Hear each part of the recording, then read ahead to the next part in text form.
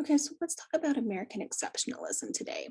So, this idea exists that America is an exceptional country, that its citizens are exceptional, that we alone are capable of bringing democracy to the world. In order to create this idea that we are exceptional, that we are as great a country as we believe we are, that we want others to believe that we are, we have to ignore and skate over the horrible aspects of our history. How can we be exceptional if our presidents enacted policies of genocide? How can we be exceptional if our ancestors denied Black and Native people basic human rights and dignities? We aren't taught what will make us look bad, and that includes the ability to think critically about the nastier parts of our history that we do talk about.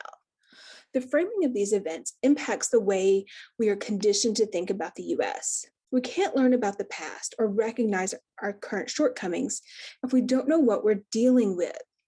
Unlearning the lies we've been told is not easy, but we need to sit in that discomfort. The history of this country shouldn't make us defensive or to feel guilty. We are not responsible for our ancestors' actions.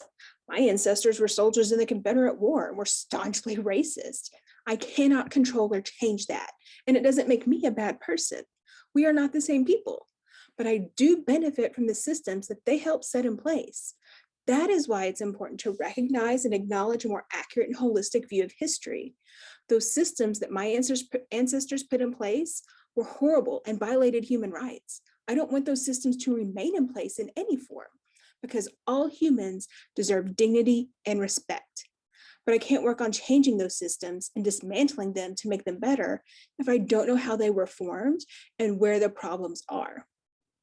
We need to listen to Black, Brown, and Native people when they tell us their histories because we weren't taught about them.